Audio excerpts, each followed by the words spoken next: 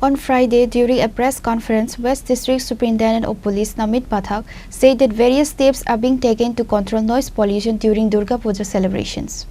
Speaking to the media, he addressed various guidelines for controlling noise pollution during Durga Puja celebrations.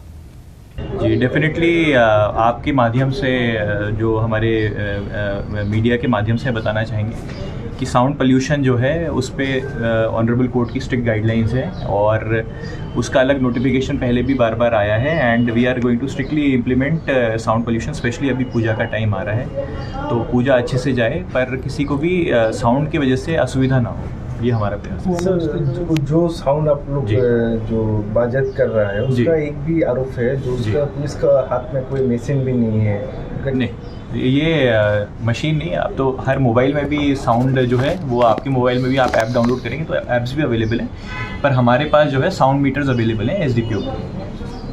Sir देखा जा रहा है जो sound box का जी जो पकड़ा है तो इसमें सर पुलिस के ऊपर अटैक करने के लिए जो लोग रहता है वो अटैक करने के लिए घटना भी हुआ है इस मेलामार्ट में।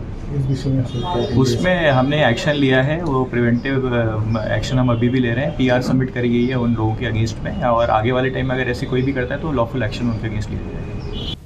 Reported by Amit from Agartala, Chinikhora.